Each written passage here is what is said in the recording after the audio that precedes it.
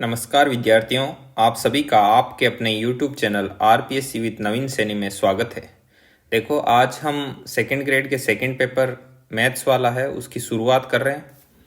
तो आइए पढ़ते हैं, समझते हैं कि उसमें क्या चीज़ है क्या नहीं है।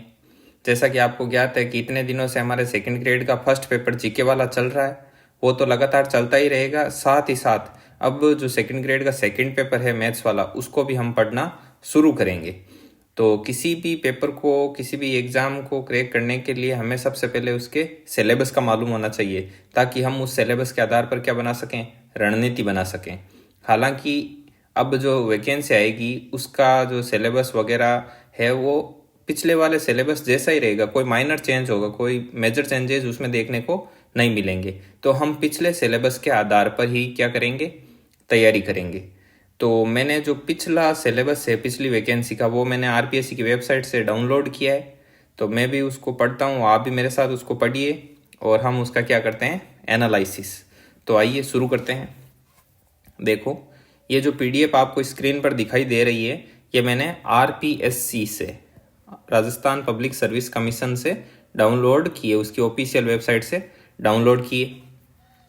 देखो, syllabus for examination for the post of senior teacher grade second, वरिष्ठ अध्यापक है द्वितीय श्रेणी, सेकेंडरी एजुकेशन डिपार्टमेंट। इसके बारे में ये चीज़ है इस वैकेंसी के लिए। पेपर सेकंड है और पेपर किसका है, मैथमेटिक्स का है। अब देखो, हम सिर्फ मैथमेटिक्स के पेपर के बारे में ही चर्चा करेंगे, बाकी कोई भी मैं सेकंड पेपर आपको नहीं करवाऊंगा। सिर्फ और सिर्फ मैथमेटिक्स का सेकंड पेपर और फर्स्ट पेपर जीके वाला, जो कि सभी एग्जाम में लगता है। जो सभी प्रकार के सब्जेक्ट होंगे उन सभी में ही कौन सा जो फर्स्ट पेपर है वो तो कॉमन है और सेकंड पेपर सब्जेक्ट वाला है। देखो, जो सेकंड ग्रेड की वैकेंसी है, सेकंड ग्रेड, इस वैकेंसी में हमको दो पेपर क्लियर करने होंगे। पहला एक पेपर होगा फर्स्ट और एक होगा पेपर सेकंड। पेपर फर्स्ट जो हम पढ़ रहे हैं जीके वाला, जो कि कितने नंबर का है, 200 नंबर का है। और जो पेपर सेकंड है वो आपके सब्जेक्ट का होगा, चाहे आपका कोई भी सब्जेक्ट हो, और वो कितने नंबर का है, 300। टोटल कितने हो गए, 500। और 500 में से आपकी क्या बनेगी, फाइनल मेरिट। ठीक है, इससे आपकी फाइनल मेरिट बनेगी। देखो, ये फर्स्ट पेपर का सिलेबस है जो कि हम पढ़ रहे हैं ना। अभी अपने क्या चल रहे हैं, जो सल्तनत है उनके मेवाड़ से, रणथंभौर, जालौर से संबंध वगैरह वो हम पढ़ रहे हैं। इसके देखो नंबर, देखो यहाँ पर टोटल कितने नंबर का है, 200 का। ठीक है, ये यहाँ पर हमने लिखा 200। सेकंड पेपर सब्जेक्ट वाला, ये पीडीएफ है सेकंड पेपर सब्जेक्ट वाले की। ठीक है, और इसमें देखो सबसे नीचे दे रखा है हमको टोटल नंबर कितने, 300। तो इस प्रकार टोटल नंबर कितने हो गए आपके, 500 नंबर हो गए। ठीक है, आइए अब सेकंड पेपर के बारे में हम पढ़ते हैं। तो सबसे पहले हम पढ़ते हैं कि इसका डिवाइडेशन किस प्रकार है। तो डिवाइडेशन नीचे दे रखा है, नीचे देखो, ये for the competitive examination for the post of senior teacher, वरिष्ठ अध्यापक के लिए है। The question paper will carry maximum 300 marks, 300 number का है। Duration of question paper will be 2 hours 30 minutes, मतलब 2.5 घंटे का है, यानी कि 150 मिनट होंगे।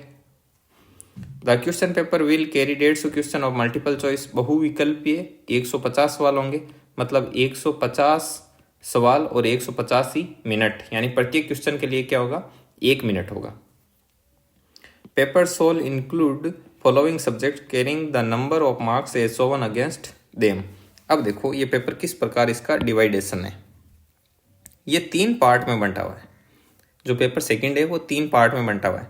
पहला पार्ट है वो किसका है, knowledge of secondary and senior secondary standard about relevant subject matter. अब देखो, जो भी सब्जेक्ट हो आपके, मेनली हम मैथमेटिक्स को लेकर पढ़ रहे हैं, तो देखो मैथमेटिक्स का जो सीनियर सेकेंडरी और सेकेंडरी लेवल, मतलब जो स्कूली शिक्षा है, तो स्कूल तक लेवल तक की जो मैथमेटिक्स आएगी वो कितने नंबर की आएगी, 180 नंबर की आएगी। तो ये आपका पार्ट फर्स्ट है। और जो knowledge of graduation standard about relevant subject matter, और जो आपके कॉलेज लेवल की जो मैथमेटिक्स आएगी बीएससी की, वो कितने नंबर की आएगी, 80 नंबर की आएगी। ये पार्ट सेकंड है। और teaching method of relevant subject, आपके मैथमेटिक्स के जो टीचिंग मेथड आएंगे, ठीक है, वो 40 नंबर के आएंगे। एक सेकेंड, कितने नंबर के आएंगे? 40 के। इस प्रकार टोटल कितने नंबर हो गए? 300। ये पार्ट थर्ड है, ठीक है। पेपर सेकेंड है वो 3 पार्ट में डिवाइड है। अब देखो कौन कौन से 3 पार्ट, फिर से देखो एक बार इनको यहाँ पर। Part first secondary and senior secondary standard, मतलब स्कूली लेवल तक की जो मैथमेटिक्स है वो 180 नंबर की, ये पार्ट फर्स्ट। उसका यहाँ पे क्लासिफिकेशन दे रखा है कि कौन कौन से टॉपिक हैं, ठीक है। Part second graduation standard BSc level की जो मैथमेटिक्स है वो हो गई 80 नंबर की। और पार्ट थर्ड, ये यहाँ पर पार्ट थर्ड, इसमें आते हैं टीचिंग मेथड, वो भी 40 नंबर के। इस प्रकार जो आपका सेकंड पेपर है वो 3 भाग में विभाजित किया गया है, डिवाइड किया हुआ है। अब देखो आगे क्या लिखा है, all question carry equal marks, सभी क्वेश्चन है उनके जो अंक बार है वो समान है। There will be negative marking, और यहाँ पर नेगेटिव मार्किंग भी रहेगी, ठीक है। ये चीज़ हमने पढ़ ली। और पार्ट 3 है, तो सबसे पहले हम पहला पार्ट देखते हैं कि पहले पार्ट में क्या क्या दिया हुआ है। पहला पार्ट कौन सा है? स्कूली शिक्षा का, ठीक है। स्कूल लेवल की मैथमेटिक्स दी गई। इसमें देखो कितने टॉपिक हैं आपके, 1, ये 2, ये 3, 4, 5, 6 कैलकुलस आ गई, 7 कोऑर्डिनेट ज्योमेट्री, स्टैटिक्स 8 और 9 वेक्टर। ये 9 पार्ट में डिवाइड है, ठीक है। पहला पार्ट जो स्कूली शिक्षा है उसमें स्कूल लेवल की मैथमेटिक्स है। नंबर सिस्टम, अब मैं आपको इसको हिंदी में बता देता हूँ। नंबर सिस्टम, संख्या पद्धति। अब संख्या पद्धति में क्या क्या पढ़ना है हमको? इरेशनल नंबर, अपरिमेय संख्या, real number and their decimal expansion, वास्तविक संख्याएं और उनका दशमलव प्रसार, ऑपरेशन ऑन रियल नंबर, वास्तविक संख्याओं पर संक्रियाएं, law of exponents for real number, वास्तविक संख्या के लिए घातांक के नियम, फंडामेंटल थ्योरम ऑफ अर्थमेटिक, अंक गणित की मूलभूत प्रमेय। यह है इसका हिंदी अर्थ, ठीक है।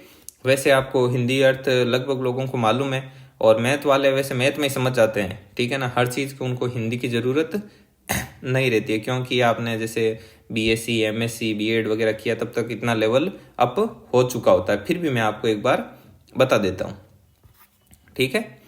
अब सेकंड नंबर पे आती है प्लेन ज्योमेट्री, जो समतल ज्यामिति है। इसमें क्या है? Angles and lines eight A point, एक बिंदु पर कोण और रेखाएं। Angle made by a transversal with 2 lines, 2 रेखाएं पर तिर्यक रेखा द्वारा निर्मित कोण, मतलब 2 रेखाएं होती है उन पर जो तिर्यक रेखा द्वारा जो कोण बनते हैं उनके बारे में। Classification of triangle on the basis of side and angle.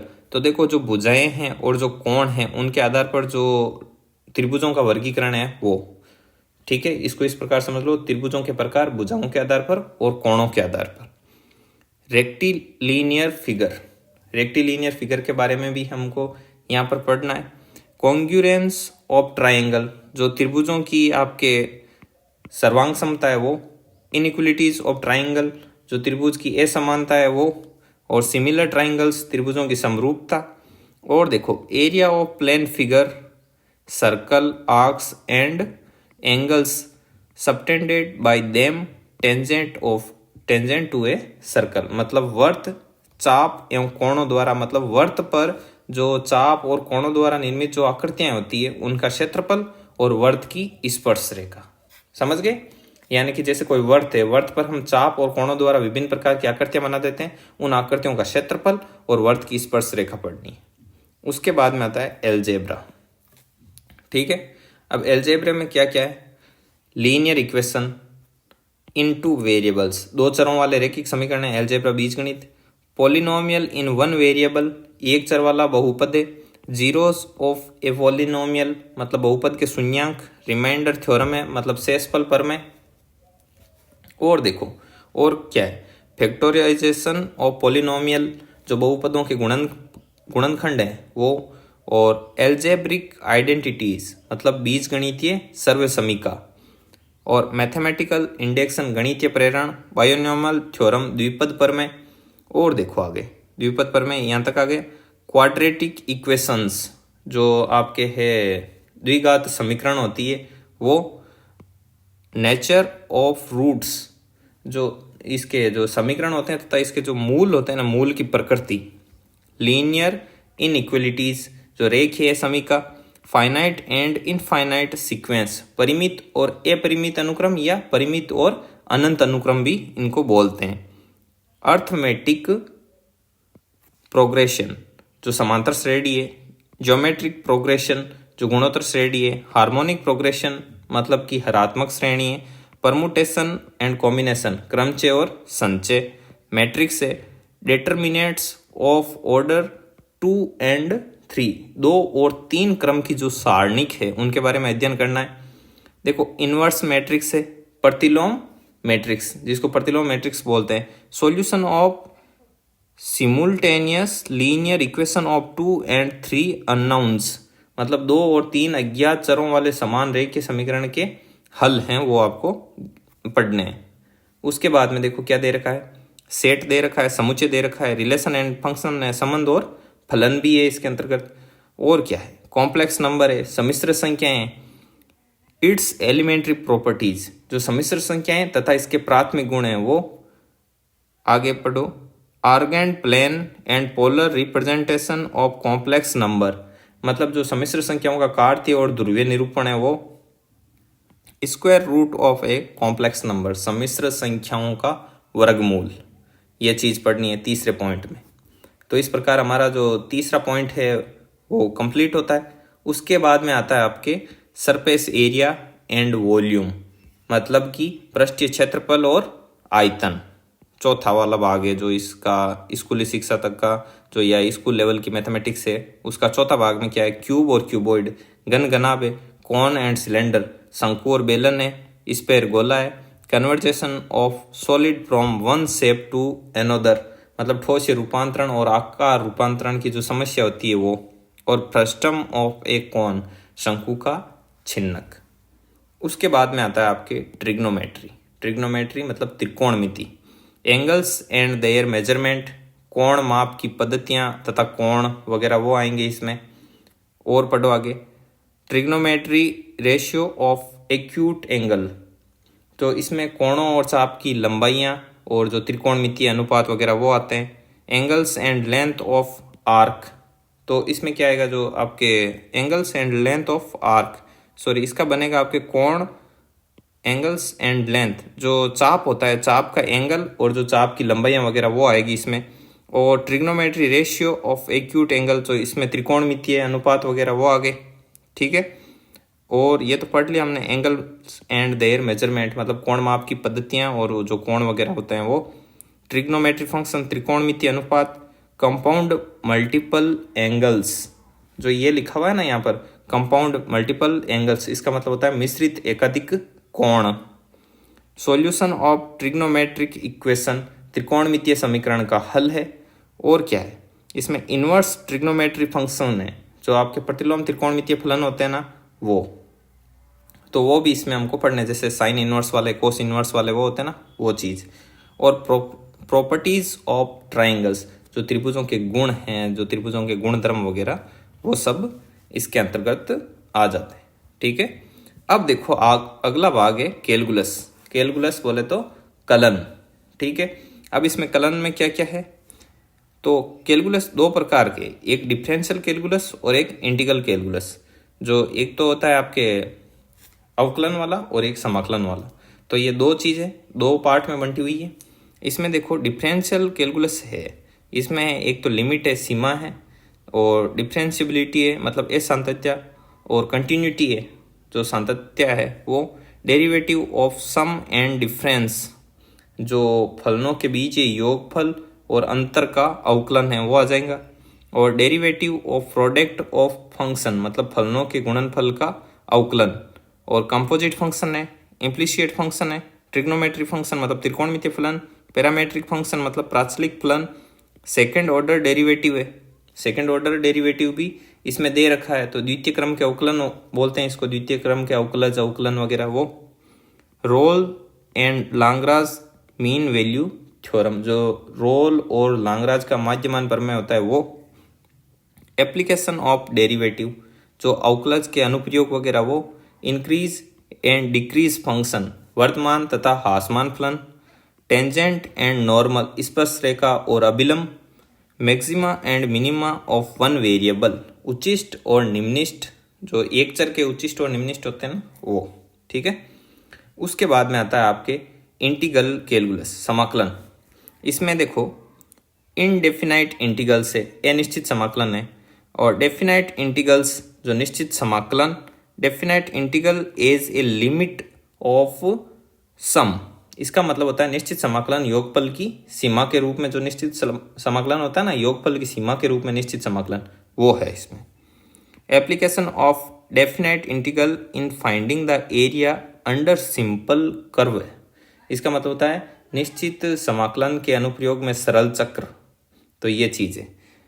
और देखो आर्क ऑफ सर्कल, वर्तों के चाप, लाइंस, पैराबोला और इलिप्स, मतलब जो चाप, रेखा और परवलय वगैरह वो चीज़ आ गई इसके अंतर्गत, ठीक है। Area between the two above said curve है, मतलब दो वक्रों के बीच का जो क्षेत्रफल होता है वो, ठीक है। ये पढ़ लिया। आर्क ऑफ सर्कल मतलब जो वर्त का चाप हो गया, जो लाइंस आ गई, पैराबोला आ गया, परवलय वगैरह, इलिप्स आ गया, ठीक है। तो ये चीज़ है। अब उसके बाद में पढ़ते हैं कोऑर्डिनेट ज्योमेट्री, जो 7 नंबर पर दे रखा है। कोऑर्डिनेट ज्योमेट्री 2 टाइप की होती है, एक तो 2D में और एक 3D में। अब देखो आपको इसमें किसी भी जो वर्ड है उसका समझ में नहीं आए मीनिंग, तो आप कमेंट बॉक्स में बोल देना, उसका हिंदी अर्थ में डाल दूंगा, वैसे आप गूगल ट्रांसलेट कर लोगे। और किसी किसी चीज़ का क्या होता है, जो गूगल ट्रांसलेट होता है वो शब्दकोश के हिसाब से होता है, और उसका गणितीय मीनिंग कुछ थोड़ा डिफरेंट निकलता है। तो आप कमेंट कर देना, मैं बता दूंगा आपको, ठीक है ना। आगे बढ़ो। आगे दे रखा है जो 2D और 3D में है, ये भी 2 पार्ट में, जैसे कैलकुलस आपके डिफरेंशियल और इंटीग्रल में थी, वैसे ही कोऑर्डिनेट ज्योमेट्री भी 2 पार्ट में, ठीक है। तो पढ़ते हैं, पहले 2D का दे रखा है।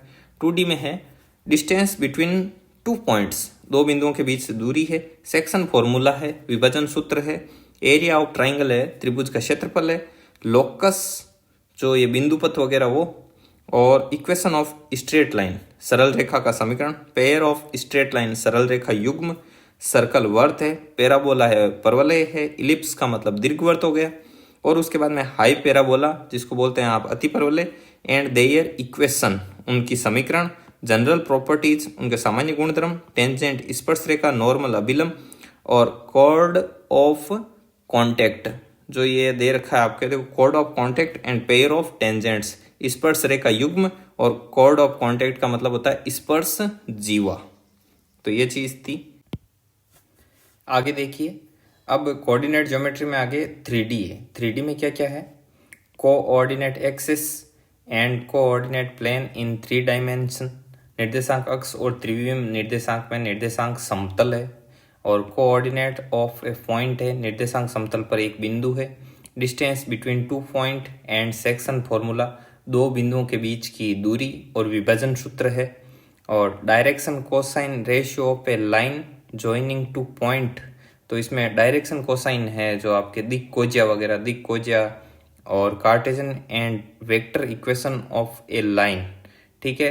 तो इसमें दिक कोजिया, दिक अनुपात वगैरह है वो इसमें आएंगे सारे। आगे देखो, आगे दे रखा है coplanar and skew line, shortest distance between 2 lines, और Cartesian and vector equation of a plane, और angle between 2 line, 2 plane, a line and a plane, और distance of a point from a plane. अब देखो इसमें क्या क्या चीज़ है, ये 12th वाला जो पोर्शन है 12th की बुक में आपने पढ़ा होगा, याद होगा आपको। देखो एक तो एंगल है किस किस के बीच में, 2 लाइनों के बीच में, 2 समतलों के बीच में, और एक समतल और एक प्लेन के बीच में, और distance of a point from a plane, और एक बिंदु की एक समतल से दूरी, ये वाली चीज़ भी पढ़नी है आपको इसमें। और ये बता दिया कि कोप्लेनर एंड स्क्यू लाइन्स है, और शॉर्टेस्ट डिस्टेंस बिटवीन 2 लाइन, 2 बिंदुओं के बीच की न्यूनतम दूरी, और Cartesian and vector equation of a plane, एक समतल के जो कार्टेजन और वेक्टर इक्वेशन फाइंड करने वाली जो होता है फॉर्मूला वगैरह, उसके क्वेश्चन एक्सरसाइज, वो सारे ही आपको देखने हैं, ठीक है। अब देखो ये कहते हैं स्टैटिक्स, इसके बाद में पार्ट है आपके स्टैटिक का। स्टैटिक में आपको क्या क्या पढ़ना है, ठीक है।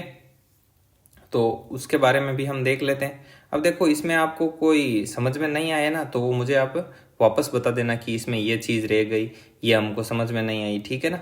अब देखो, ये एक इश्क्यू का बता देता हूँ। इश्क्यू लाइन है आपके, जो विषम तलीय रेखा होती है ना, विषम तलीय रेखा, उसके बारे में दे रखा है। कोप्लेनर जो समतलीय और विषम तलीय रेखा, कोप्लेनर एंड इश्क्यू लाइन्स, तो समतलीय और विषम तलीय रेखा होगा इसका मतलब। Cartesian and vector equation of a line का मतलब होता है रेखा का कार्तीय और सदिश समीकरण होता है।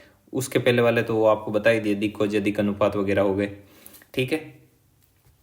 अब देखो और क्या पढ़ना है हमको, और इसके आगे आता है सांख्यिकी। अब सांख्यिकी में है आपके माध्य, बहुलक, माध्यिका, चतुर्थक, दशमक, शतमक, वो पढ़ने हैं। और ये मैं पूरा आपको हिंदी में ही बता दूं, जैसे मीन, मोड, मीडियन और क्वार्टाइल्स, डेसिलस और परसेंटाइल्स, ये आगे चतुर्थक, दशमक, शतमक।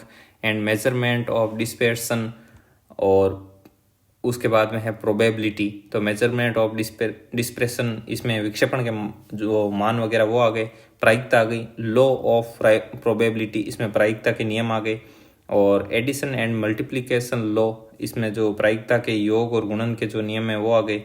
और कंडीशनल प्रोबेबिलिटी, तो कंडीशनल प्रोबेबिलिटी बोलते हैं प्रतिबंधात्मक जो प्रायिकता होती है वो। और random variable and probability distribution, तो इसमें यादृच्छिक चर और उसका जो प्रायिकता बंटन होते हैं वो।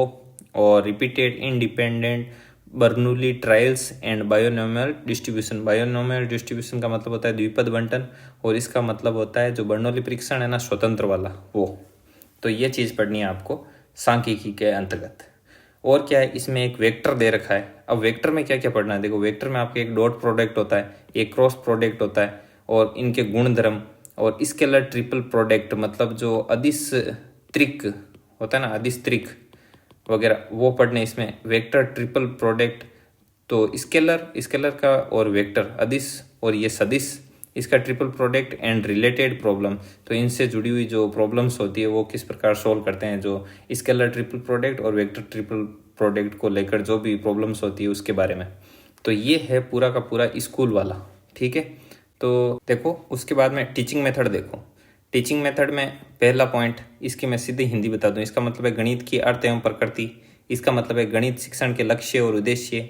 इसका मतलब है गणित शिक्षण की विभिन्न प्रविधियाँ, जिसमें ये विधियाँ आ जाती है आपके संश्लेषण, विश्लेषण वगैरह, वो सारी की सारी पढ़नी है। और देखो using various techniques of teaching mathematics, तो इसमें जो अपन विभिन्न प्रकार की जो टेक्निक होती है, तकनीकें, वो यूज में लेते हैं पढ़ाने में, जैसे मौखिक हो गया, लिखित हो गया, अभ्यास कार्य हो गया, मूल्यांकन वगैरह, वो सारे इसमें आएंगे। और देखो arousing and maintaining interest in learning of mathematics, जो गणित अधिगम में रुचि की उत्पत्ति एवं विकास, उसके बारे में हमको पढ़ना है। इंपोर्टेंस मीनिंग ऑफ प्लानिंग, जो योजना का महत्व एवं अर्थ, और प्रिपेयरिंग लेसन प्लान, तो और साथ ही साथ जो आपके योजना का महत्व एवं अर्थ तो पढ़ना ही है कि भाई योजना का क्या महत्व होता है और क्या अर्थ होता है, और कौन कौन सी योजनाएं, जैसे आपका जो लेसन प्लान होता है नहीं, इकाई योजना और वार्षिक योजना, पाठ योजना वगैरह, वो सारी, तो उनके बारे में पढ़ना है। और क्या है आपके preparing low cost improvised teaching aids audio and visual. एक सेकेंड इसको रब करूँ यहाँ पे, ये लो, teaching aids audio visual aids in mathematics, यानी कि गणित में कम मूल्य के जो असुरक्षित शिक्षण सामग्री का जो निर्माण करना एवं सर्वे दृश्य सामग्री वगैरह है ना, उसके बारे में हमको यहाँ पे पढ़ना है। Transfer of mathematics learning to various subject and actual life situation, यानी विभिन्न विषयों एवं वास्तविक जीवन परिस्थितियों में गणित अधिगम का स्थानांतरण का। भाई जैसे कि गणित है वो विभिन्न विषयों में, और हमारे जो नॉर्मल लाइफ चलती है उसमें जो अपने वास्तविक जीवन है उसमें गणित का किस प्रकार से क्या क्या रोल है वो पढ़ना है। उसके बाद में planning equipments of mathematics laboratory, जो गणित की प्रयोगशाला की जो योजना है और उसके जो उपकरण हैं उनके बारे में पढ़ना है हमको। The mathematics teacher academic and professional preparation, यानी गणित अध्यापक की शैक्षिक एवं व्यावसायिक तैयारी, इसके बारे में भी पढ़ना है हमको। और क्या पढ़ना है, principle of curriculum qualities of a good text book, मतलब पाठ्यक्रम के सिद्धांत एवं अच्छी पाठ्य पुस्तक की विशेषताएं पढ़नी है हमको। और क्या पढ़ना है, process of obtaining feedback and evolution in mathematics in terms of cognitive, affective and psychomotor development, यानी गणित में प्रतिपुष्टि की प्रक्रिया एवं संज्ञानात्मक, भावात्मक तथा मनोक्रियात्मक विकास के संदर्भ में भी संदर्भ में जो मूल्यांकन होता है उसके बारे में हमको पढ़ना है। बाद में preparation and use of test for evaluation such as achievement test with diagnostic test, यानी कि मूल्यांकन के लिए परीक्षणों की तैयारी एवं उपयोगिता, उपलब्धि परीक्षण एवं निदानात्मक परीक्षण, उनके बारे में पढ़ना है। Diagnostic, remedial and enrichment programs with respect to syllabus at secondary and senior secondary stage। तो इसमें हमको पढ़ना है माध्यमिक एवं उच्च माध्यमिक स्तर की जो पाठ्यचर्या के संदर्भ में निदानात्मक, उपचारात्मक एवं संवर्धन कार्यक्रम के बारे में भी हमको पढ़ना है। बाद में mathematics for gifted and retarded children, जो प्रतिभाशाली एवं विवमंदित बालकों के लिए जो गणित है, गणित शिक्षण, उसके बारे में हमको पढ़ना है। तो ये अपना पार्ट 3 भी कंप्लीट होता है। इस पार्ट 3 में टोटल 40 नंबर का मामला है, ठीक है। तो ये चीज़ थी। आगे देखिए, अब एक बार हम ये सेकंड वाला भी देख लें। पहला और तीसरा तो देख ही लिया, अब हम ये सेकंड पार्ट है ग्रेजुएशन वाला, उसके बारे में भी देख लेते हैं कि इसमें क्या क्या दे रखा है ना। अब देखो पार्ट नंबर सेकंड देख लो, जो 80 नंबर का है, ये ग्रेजुएशन वाला पार्ट है, ठीक है ना। अब ग्रेजुएशन वाले पार्ट में देखो, अब ये 8 टॉपिक में डिवाइड है। मैं आपको इसको हिंदी में ना बता के इंग्लिश में इसको रीड करता हूँ। इसके 2 कारण हैं। पहला कारण ये है कि हिंदी में जब मैं आपको बता दूंगा तो वो आपके लिए समझना और भी ज़्यादा कठिन हो जाएगा, ठीक है। जैसे कि कोई चीज़ है, अब उसको इंग्लिश में आप उससे परिचित और हिंदी में मैंने बता दिया कि अभिसरण या और भी क्लिष्ट शब्द मिलेगा। इंग्लिश में आपको ये तो पता चलेगा कि अच्छा ये है, क्योंकि हमने जब बीएससी की तब बीएससी में जो टेक्निकल वर्ड हैं वो ज़्यादातर इंग्लिश के यूज में लेते हैं। अब और ज़्यादातर हिंदी में क्या होता है, जैसे किसी चीज़ को कुछ बोलना है, डाइवर्जेंस, तो उसको हिंदी में करोगे तो भी कहीं कहीं आपको ऐसे ही लिखा हुआ मिल जाएगा डाइवर्जेंस। अब उसका आप हिंदी देख के गए तो फिर आपको आवाज़ नहीं लगेगी कि आखिर ये पूछना क्या चाह रहा है। तो एक तो ये नुकसान होगा, और दूसरी बात हिंदी में करने पर और ज़्यादा वो आपको क्लिष्ट लगेगा, फेमिलियर, परिचित नहीं लगेगा, है ना। तो और ऐसी कोई बात नहीं है कि आपको पता नहीं चले इंग्लिश में। साइंस के विद्यार्थी हो, आपने ग्रेजुएशन भी कर रखी है, तो आपको इंग्लिश में भी मालूम चल जाएगा और हिंदी में करने पर ज़्यादा कठिन हो जाएगा। इसलिए मैं आपको इसे इंग्लिश में बता देता हूँ, और कोई ऐसा रहेगा वर्ड जो लगे कि हाँ हिंदी में ईजी हो सकता है तो उसके बारे में मैं आपको हिंदी में बता दूंगा। और फिर भी आपको यदि तकलीफ हो तो आप कमेंट बॉक्स में बता देना, हम आपको उसका हिंदी अर्थ भी बता देंगे, ठीक है। तो चलो शुरू करते हैं। पहला पॉइंट है एब्स्ट्रैक्ट अलजेब्रा, ठीक है। इसमें आपको क्या पढ़ना है, ग्रुप। अब देखो हम साइंस वाले ग्रुप से कितने अच्छे तरीके से परिचित हैं कि ग्रुप की ये प्रॉपर्टी होती है, यदि इस प्रॉपर्टी का पालन होता है तो ये ग्रुप है। अब ग्रुप में सब ग्रुप होते हैं वगैरह वगैरह। तो अब सब ग्रुप का बता दें तो भी आप समझते हो ना सब ग्रुप क्या है। लेकिन यदि ग्रुप का मैं बोलूँ कि एक तो आपको समूह में पढ़ना है, तब आपको और ज़्यादा, फिर बोलूँ उप समूह में पढ़ना है, तब आपको थोड़ा और ज़्यादा अपरिचित लगेगा कि अच्छा समूह और क्या पढ़ना है। बोले कि ग्रुप पढ़ना क्या, अच्छा हाँ ग्रुप तो मालूम है, ठीक है। तो इसलिए क्या होता है, वो थोड़ा ज़्यादा कठिन हो जाता है हिंदी में, तो आप उसको इंग्लिश में समझिए। तो एब्स्ट्रैक्ट अलजेब्रा ग्रुप, नॉर्मल सब group, permutation group, quotient group, homomorphism groups और आइसोमॉर्फिज्म थ्योरम पढ़नी है। और केली और लांगराज की जो थ्योरम है उनको पढ़ना है, और ऑटोमॉर्फिज्म की प्रॉपर्टी वगैरह वो भी हमको देखनी है। कैलकुलस, अब देखो कैलकुलस की बुक थी अपने, पूरी पूरी बुक लगती थी, और कैलकुलस को हिंदी में कहें तो कलन। अब देखो कलन, अब इनको और पढ़ लो आप, हिंदी में पढ़ना ही चाहो तो। इसमें पार्शियल डेरिवेटिव्स है, आंशिक अवकलन है, और maxima and minima of function of 2 variables, 2 चरों के फलन हेतु उच्चिष्ट एवं निम्निष्ट, असिम्पटोट्स, अनंत स्पर्शियाँ, डबल एंड ट्रिपल इंटीग्रल्स, द्विसमाकलन एवं त्रिक समाकलन, और beta and gamma function, mean value theorem, माध्यमान प्रमेय। तो ये चीज़ है, ठीक है। अब रियल एनालिसिस में real number as a completed order field ये पढ़ना है। लीनियर सेट पढ़ना है, जो बाउंड्स है वो पढ़ने हैं, लोअर और अपर बाउंड है वो। लिमिट पॉइंट पढ़ने हैं, क्लोज्ड एंड ओपन सेट पढ़ना है, इनकी जो डेफिनेशन वगैरह और प्रॉपर्टी।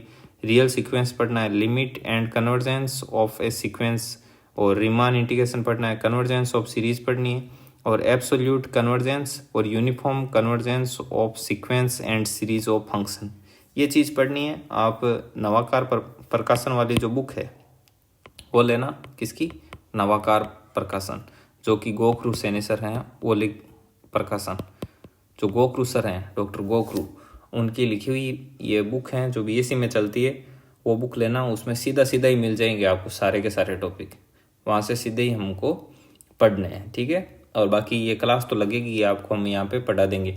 और भी इनका जो हिंदी अर्थ वगैरह है, जब मैं इनको आपको फुल क्लास लूँगा डिटेल में, तब एक एक चीज़ का हिंदी अर्थ वगैरह वो सारा कुछ आपको समझा दिया जाएगा, और पार्ट बाय पार्ट सारे के सारे वीडियो डाल दिए जाएंगे, ठीक है ना।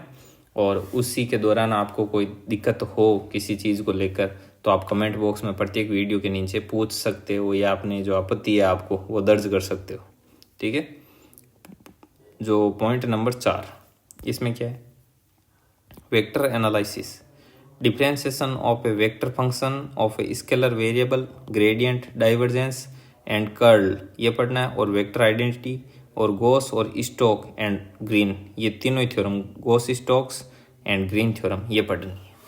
अब ये डिफरेंशियल इक्वेशन है, सीधा मेन पॉइंट ही बता दूं आपको, डिफरेंशियल इक्वेशन ये पढ़ लेना आप, आगे ये पूरा लिखा हुआ ये आएगा। और स्टैटिक और डायनामिक्स है, ये जो सेकेंड ईयर में बुक लगती थी अपने, वो वाली वो पढ़नी है आपको।